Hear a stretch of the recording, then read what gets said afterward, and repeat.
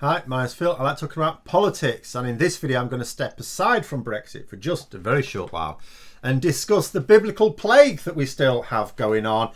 And in a week where we hear news, Singapore, for example, I think, one of the Asian countries who treated this seriously, are about to safely remove a load more restrictions.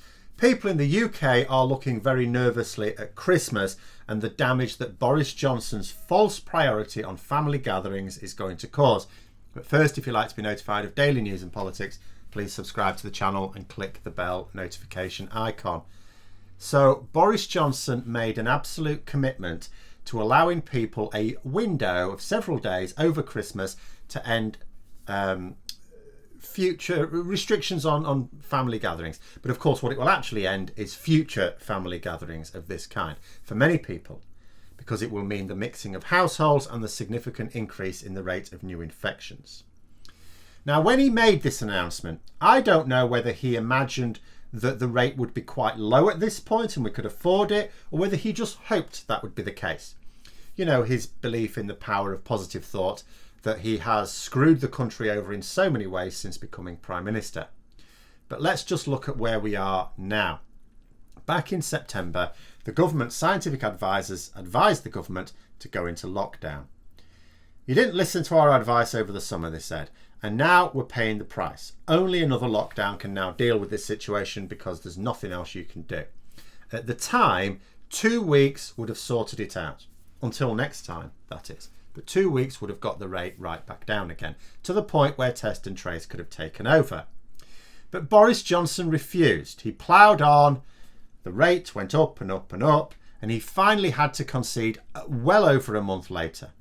The end result is that we had a 4-week lockdown, and even that did not get anywhere close to bringing the cases down. Such is the problem with delay. They came down a bit, of course. I mean, that's what lockdowns are designed to do. When all else fails, they will work to bring the rate down. But it didn't bring it down enough. We were told by independent scientists ahead of the lockdown that although 2 weeks would have done the trick in September, 4 weeks would not be enough in November. The rate was just too high. It's going to have to go on for longer. And sure enough, the end of the lockdown, when it did not go on for longer, political decision there, the number of new cases per day was still way higher than when the scientists first called for the lockdown. Because the thing is, we know that when you get yourself in a position where test and trace can't cope, a lockdown is the only thing that works. And our test and trace system has never coped and continues to fail. The most consistent thing this government have actually done is to literally destroy everything they've touched. So without a robust enough test and trace programme, as soon as the lockdown ended, we could see where we were at the point. The scientists were saying, well, test and trace cannot cope with these numbers still. So we knew that the number of new cases was going to increase. And so it has.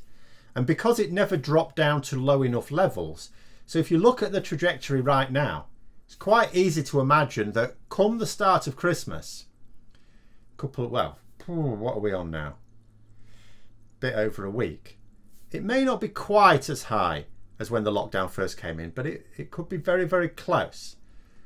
So we'll be in a position where last time even Boris Johnson had to accept another lockdown, knowing how politically dangerous it was for him.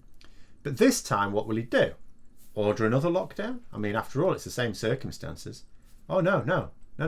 In fact, he's not just going to delay another lockdown. He's actually going to open the floodgates. You know, at this time, he's allowing a window of several days for multiple households to meet for Christmas, spreading the infection like wildfire. The vaccine isn't going to help here. The rollout has barely begun and is already beset with problems. No vaccine is going to get us out of this one.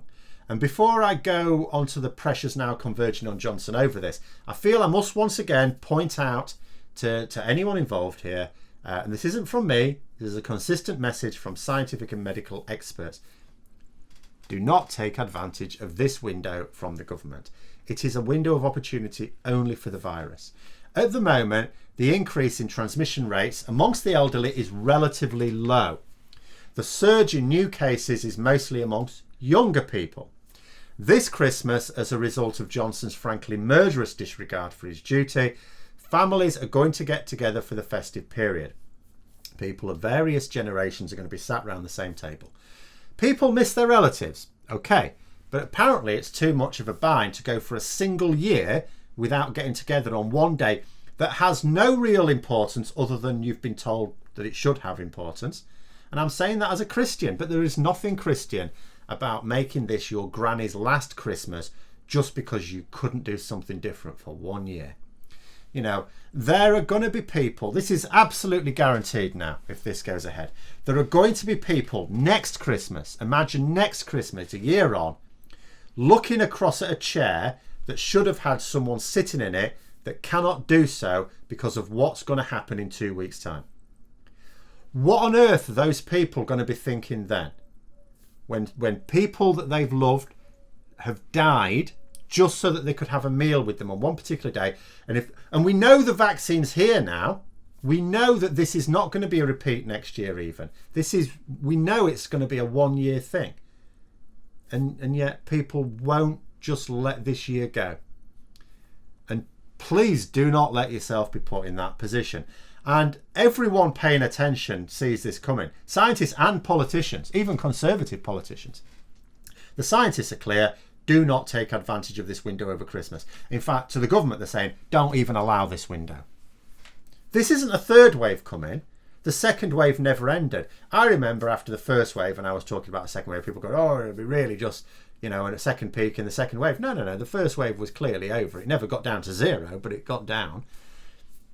And we have the second wave now. But this second wave has never ended. It's gone down a bit, but it never got anywhere close to down. So what we're talking about is the emergence of a second peak in a second window. And another lockdown in January is certain. And you think to yourself, well, they were calling for a lockdown in September and they delayed it a long time. Even Johnson will not be able to put it off then. Remember, he doesn't act when he thinks, oh, too many people are dying. He doesn't care about that. He acts at the point at which the NHS is about to melt. Except this time he's removed some of his own levers of influence over the situation. He has placed the removal of household restrictions as his top priority for Christmas. He's set that above the general safety of the population and the ability of the NHS to cope. Nothing is considered more important than having one last Christmas dinner with your vulnerable relatives, even though it wouldn't necessarily need to be the last Christmas, but for his selfish actions. And even Conservative politicians are worried about this because they know what's happening. Not that they want the relaxed Christmas restrictions stopped as such, or at least most of them. They're instead demanding that the government do something to prevent the current rise in cases ahead of an orgy of viral transmission. As if the government could do a blind thing about it.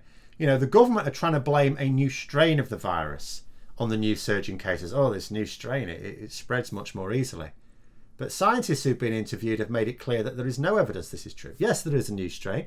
Yes, it transmits more easily. There is no evidence that it is responsible for the new surge because they haven't seen enough cases of this new strain. When you loosen restrictions, you get a surge in new cases. This is something we absolutely know. We've seen it for ourselves. We've seen it in this country. We've seen it in other countries. We loosened restrictions. The number of new cases went up. That's it. We don't have an effective test and trace program. The test and trace program was not fit for purpose to be able to take over when the lockdown ended. We also have lower compliance than is ideal due to a mix of low confidence in the government because they don't stick to their own rules, and also millions not being able to afford financially to isolate. Sick pay for those having to isolate in many European countries is way higher than in the UK, and more importantly, is above the threshold needed to manage. This is one of the biggest obstacles to controlling the virus here. The government have been told this time and time again, but they do nothing about it. There is only one course of action that is realistically right now, and that is not allowing the mixing of households at Christmas. There is consistent pressure from the medical and scientific community for this, and some Conservative MPs are even calling for that. But you would need a lot more of them, a lot more of the Conservative Party to push for that, to change Johnson's mind on this, I fear. And I'm not sure we can hold out much hope of that. Give you an example. I saw a quote from a Conservative MP, Stephen Hammond, who represents the sort of knowing paralysis of so many politicians when faced with a scenario like this. So what he said is Christmas rules shouldn't be changed. No, we should leave it to individuals to make their own decision. However, he said, I think most people will make the personal choice that it will be best not to mix this Christmas. Now consider what he's saying there. What he's saying is it would be wrong to mix households this Christmas, because he's going about, I think people will make that decision, right?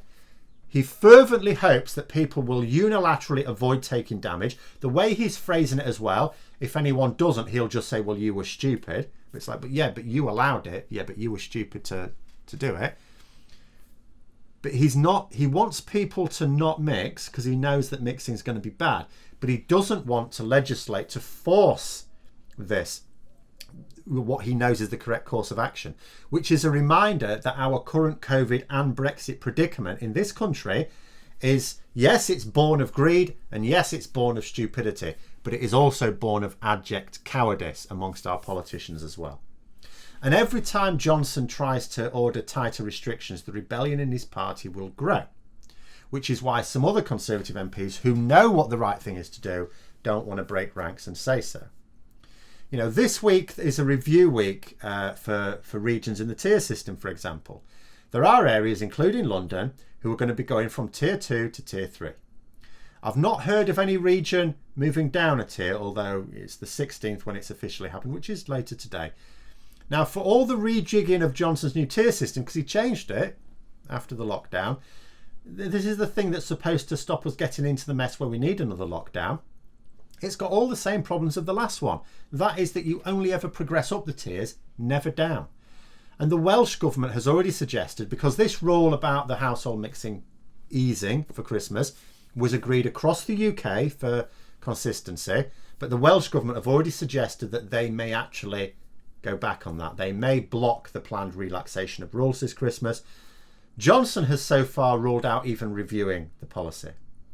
Now, as much of the transmission surge is taking place in schools, there were also some heads who were going, well, can we just at least help the situation if we sort of close in-school classes for most pupils in the last week, go to remote learning, only have kids in who can't access remote learning, that will at least help. Sounds reasonable, not according to the Education Secretary. He's been writing to schools threatening legal action if they do this.